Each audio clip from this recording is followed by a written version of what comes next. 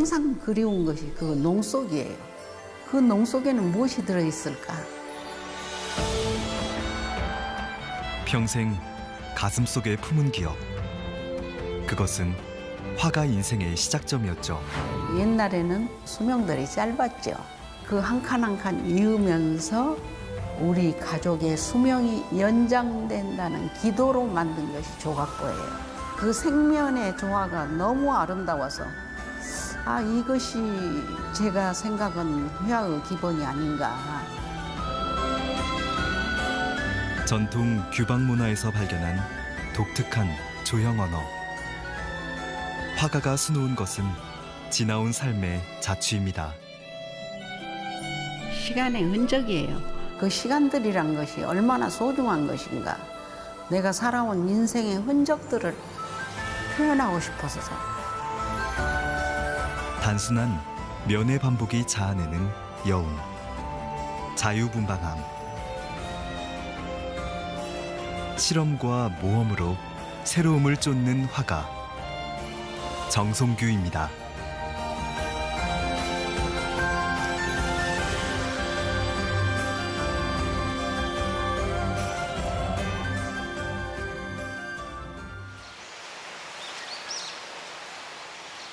실록이 눈부신 계절입니다.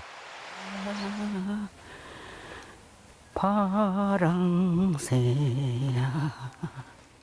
이른 아침 고즈넉한 숲길.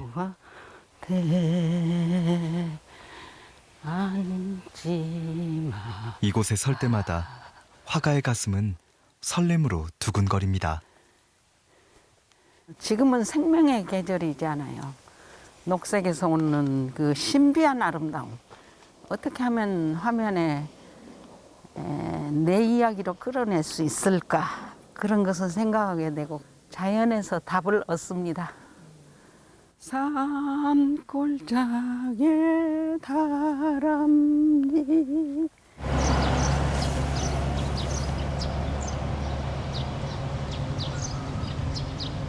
불을 켭시다. 아침 산책 후의 출근길. 정송규 작가가 15년 동안 꾸려온 미술관입니다. 오랜 삶의 철학이 담긴 공간이죠. 미술관 운영 하나 하는데도 굉장히 어렵더라고요. 제가 또 그쪽에 재능이 없어가지고 공유하는 사회, 여러 사람과 나누는 사회의 어떤 일부라고 봐요. 그래서 제가 항상 그런 부분에 내놓을 수 있는 뭐가 있다면 내놓고 다 같이 즐기는 삶, 보람 있는 삶 이쪽으로 많이 생각을 하지요. 그래서 녹록지 않지만 소신을 위해 드리는 노고이기에 그마저도 기껍습니다.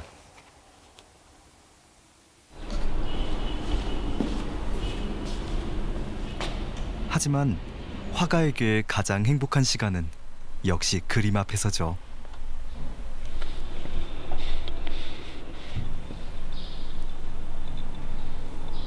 마치 도장을 찍는 듯한 작업. 지우개가 이거 상당히 재미있는 소재구나 이런 생각을 했죠. 이 찍었을 때 물감의 농도가 다르기 때문에 더 자연스럽고 재미나게 찍어지잖아요. 그래서 이렇게 큰 것도 있고 이렇게 작은 것도 있고. 고무 지우개를 붓삼아 화가는 쉼없는 반복을 이어갑니다. 50대까지는 굉장히 테크닉적인 그림을 그렸어요. 50호 같은 경우도 붓 대여섯 번에 그냥 끝내는 테크닉적인 그림을 그렸는데 인생을 살다 보니까 인생이 테크닉이 아니더라고요. 제 작품의 수많은 점들은 내 삶의 시간들 얘기일 뿐 아니라 다 제 역할이 있어요. 크고 작은 점이 모여 이루는 조화와 공존. 작은 존재들도 다 삶의 의미가 있고 생명의 의미가 있고 존재의 의미가 있어요. 한테 어우러지는 세상, 이것을 항상 바라고 있는 거죠.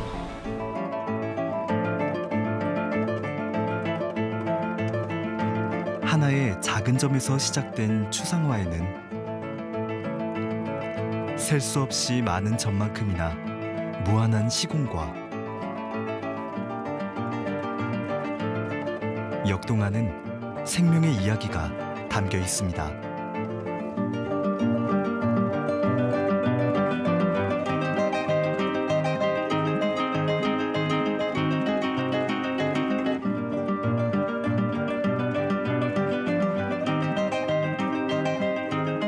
고행과도 같은 끝없는 반복을 통해 확장된 세계.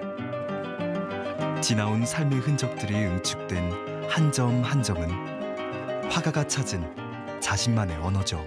상당히 여러 어떤 취미들이 겹쳐 있는 듯한 어떤 깊이감, 그것들이 모여가지고 메시지랄지 사회 이슈를 반영하는 것일 수도 있고, 지금 원로 중진 세대들 같은 경우에는 지역 양식이라고 흔히 말하는 일종의 그 호남 자연주의 인상 화풍 이런 것에 전체적으로 이제 집단화돼 있다고 그럴까요? 그런 것들에서 좀 벗어나 가지고 독자적인 어떤 회화 세계를 추구하려는 그런 의지들이 대단히 뚜렷이 나타나거든요. 꿈 많던 화가 지망생. 정송규의 재능은 호남 화단을 이끌었던 큰 스승들의 가르침으로 더욱 단단해지죠. 정송규가 화가로서의 인생을 본격적으로 시작한 것은 40 무렵. 그 후 누드화 등으로 화가로서의 정점을 찍을 무렵, 정송규는 변화를 모색합니다. 마침내 도달한 것은 추상의 세계. 수많은 점들이 그려내는 소용돌이 파문은 세상을 향한 화가의 외침입니다. 그 넓은 바다에 더 외로움과 절규가 더 컸으리라고 생각해요. 엄마도 불렀을 거고 아버지도 불렀을 거고, 그 생명의 소리가 물속으로 스며들어 버리는 그 슬픔을 표현하고 싶었어요. 다음 세상에는 꽃으로 태어나서 아름다운 세상에서 살아라 하는 그런 기도로 한 것입니다.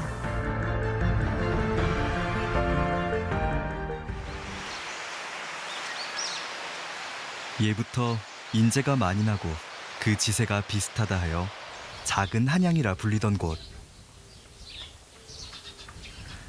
유년의 정송규를 만날 수 있는 곳이죠. 이야, 이 나무 잘 자랐다. 어쩌면 이렇게 잘생겼을까. 이야, 이거 폭 좀 보세요. 어린 시절의 그 나무. 세월, 바람, 눈, 비, 모든 게 다 들어있잖아요.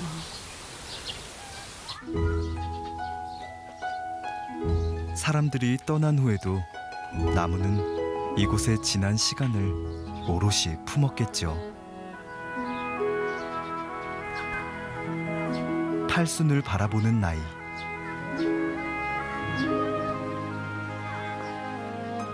고향 땅의 바람과 냄새에 철부지적 그때의 풍경들이 실려옵니다.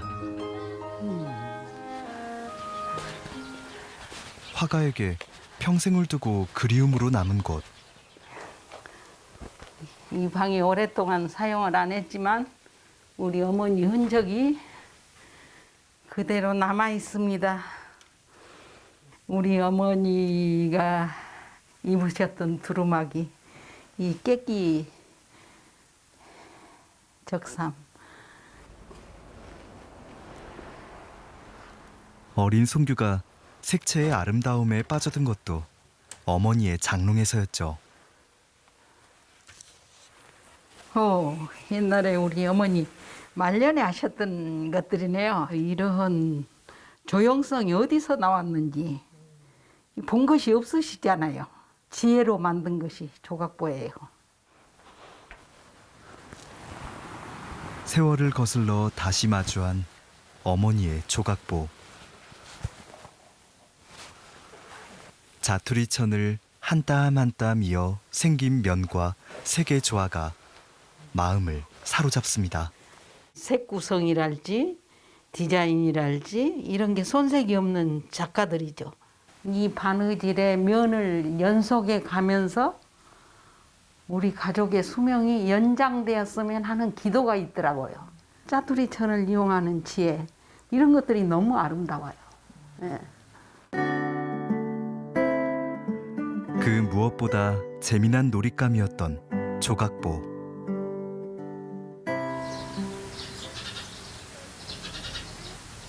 화가의 길을 걸을 운명이었을까요?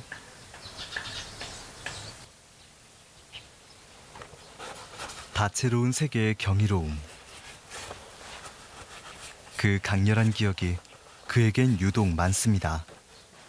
꽃상여라는 게 사실은 그 흰색도 있지만 오방색이에요. 오방색인데 그런 그 색들에 대한 강렬한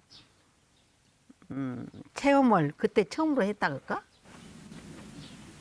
5살 아이가 마음을 빼앗긴 것은 한지에 물을 들여 상여를 장식한 종이꽃. 그걸 날마다 쪽 부리고 앉아서 보면서 야 보라색이 저렇게 아름다울까? 야 파란색이 저렇게 아름다울까? 그렇게 할아버지의 보름장은 정성규가 태어나 처음으로 만난 황홀한 세계였죠. 어린 시절 깊이 새겨진 세계의 향연. 명주배와 모시배를 짜고 물을 들여 가족들의 옷을 짓던 어머니는 그가 만난 인생의 첫 스승이었습니다. 아 우리 어머니가 이 명주배에다가 물감을 떨어뜨렸을 때 이런 기분이었겠구나. 이렇게 색감이 아름답게 번지는 것을 보시면서 행복하셨겠구나. 물을 들여서 우리 아이에게 옷을 입힌다고 생각했을 때 얼마나 많은 과정에서 왜 행복하셨을까. 색동저고리를 짓던 어머니를 향한 그리움. 그 흔적의 되새김이 다양한 색과 공간 구성의 씨름으로 새롭게 태어납니다.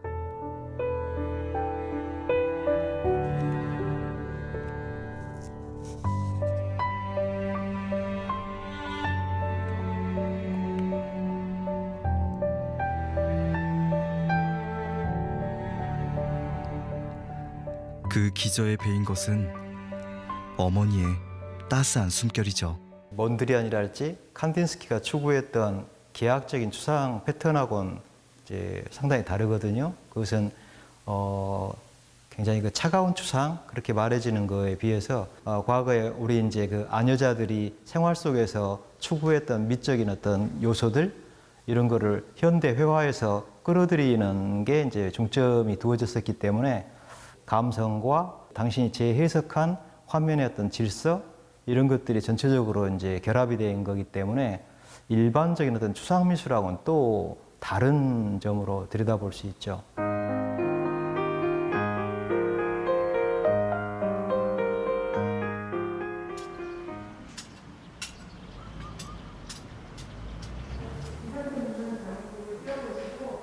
주말 아침부터 미술관에 관람객들의 발길이 이어집니다. 징용간 아버지를 찾아 어머니를 따라 일본으로 건너갔던 안천용 화백의 개인전. 지난 역사의 아픔을 담은 작품들이죠. 어머니의 눈빛과 아이의 눈빛이 살아있는 것 같고 흰색 저고리에 빨간 치마 이것도 전통 옷 색깔이다 이런 느낌을 받았고 낯선 땅에서 차별과 가난 속에 이방인으로 머물 수밖에 없었던 작가. 한평생 품은 것은 어머니를 향한 그리움이었습니다. 아직은 나이가 이런 어머니의 정서를 다 소화하기는 어려울 거예요. 그러지만 언젠가 선생님도 나이가 들면 아, 그때 그랬었구나. 이런 생각을 하실 수가 있는 작품이라고 생각됩니다. 그래서 작가는 묻습니다. 떠나온 고국과도 같은 이름. 어머니의 존재란 우리에게 무엇인가를. 나는 이 다리가 종갓집의 기둥처럼 느껴져요. 큰 집의 기둥이 딱 버티고 있기 때문에 그 안에서 사람들이 살고 있는 거예요. 이 어머니가 된다는 것은 굉장한 사명감이 따르고 또 그만큼 위대한 일이요. 예술을 통해 만나는 삶의 의미. 그 깊은 울림과 마주할 때 우리의 시야는 더 넓어지고 풍요로워지리라는 믿음. 화가 정성규가 미술관을 이어가는 이유입니다. 우리 아픈 역사가 많은 민족이에요. 이 아픈 역사를 잊어버리면 안 된다고 생각합니다. 아픈 과거를 표현하고 뼛속 깊이 우러나서 표현한 이 작가를 우리가 안아주지 않으면, 그 아픔을 동참해주지 않으면 누가 해주겠습니까? 이 미술관에 와서 작품을 보고 뭔가 얻어갖고 가리라는 생각, 문화에 대한 것을 여기서 꽃피우고 있다는 혼자만의 생각일는지 모르지만 그걸 위해서 노력하고 있습니다.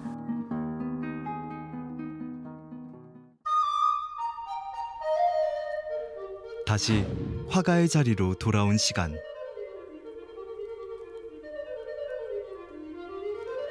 정성규를 상징하던 무한한 점의 세계에 새롭게 등장한 것은 아이들의 장난감 블록이죠.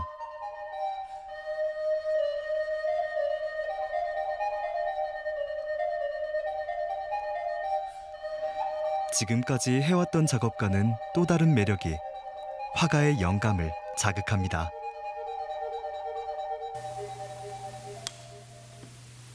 네고 작업은 우선 1차적으로 놀이예요. 재밌습니다. 모양들도 다양하지 않아요. 그런데다 반입체, 평면 작업에서 반입체를 보니까 또 새로운 맛이 있거든요. 코로나 균이 굉장히 아름답더라고요. 꽃처럼 막 아름다운데 이 균을 압축하는 찌개예요. 압축을 해서 눌러버려서 없애버린다는 그런 지금 뜻으로 하고 있습니다. 그래서 밝은 세상이, 우리 세상이 오기를 바라는 이런 것으로 생각하고 있습니다. 유쾌한 제목의 작품. 작업 과정이 즐거워서겠죠?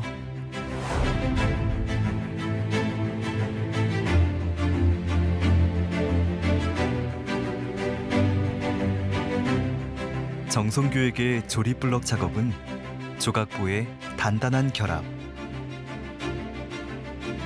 시줄과 날줄로 촘촘히 엮어지는 면과 면 구성의 정형화된 한계를 벗어나는 계기였죠. 조각보에서 무한히 확장된 세계. 자유를 얻은 화가는 이제 또 어디를 향할까요? 우와! 우리 왕조 왔구나. 아이고. 어찌 그동안 어찌 지냈나. 아이고. 부산 가서. 오랜만에 만나는 반가운 얼굴. 근데 후배 화가 김왕주에게 정성규는 특별한 이름입니다.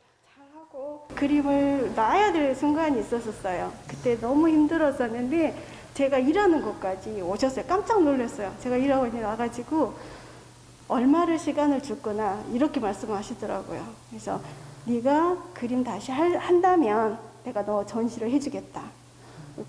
그래가지고 제가 다시 그림을 하게 됐어요. 이런 녹색 같은 색이 없어. 화가의 길이란 그러니까 지금 무엇인가? 완전 이거. 그래서 참 내가 앞서 걸었던 이의 발자취는 그 무엇보다 생생한 가르침이죠. 이런 색점 나오고 너무 많이 비슷하잖아. 네, 이런 것도 선생님 회화 작품하고 자연스럽게 연결이 되고 더 자연스럽고 더 자유로워졌다는 표현이 맞아. 근데 이걸 나이의 이걸 한계를 연륜으로 해가지고 뛰어넘는 맨날 독창성. 생각을 못하니. 그 뒤를 잇고 싶은 까닭입니다. 그 입구 같은데. 그러니까 안주하지 않고 항상 새롭게 도전하시는 그 선생님 모습을 보면서 제가 항상 롤 모델이라고 이렇게 말씀을 드려요. 저 제 마음도 그렇고요. 네.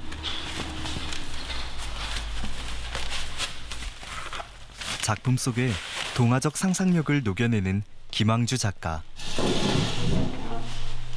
우와, 아름답다. 이거는 진짜 그 대선배 앞에 꼭 세워보고 싶었던 작품입니다. 경대 앞에 앉아 있을 때 어머니는 얼마나 많은 꿈을 꾸었겠어. 그렇죠.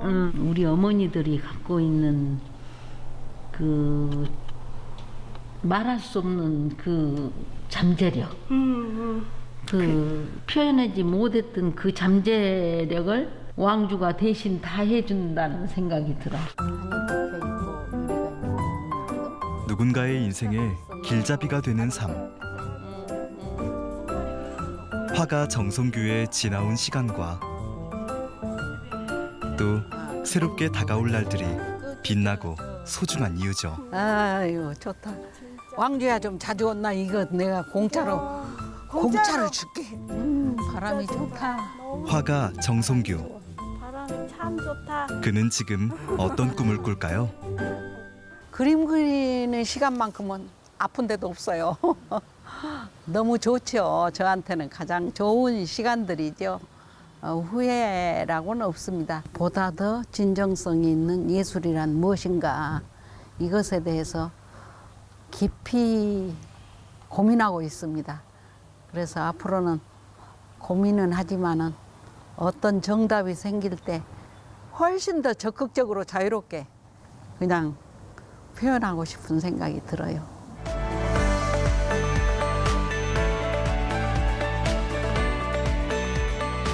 나는 누구인가? 평생 화가로서 그리고 이 땅의 여성으로서 자신의 정체성을 물었던 사람. 탐색과 도전으로 변신을 거듭해온 화가 정성규가 들려줄 또 다른 이야기가 기다려집니다.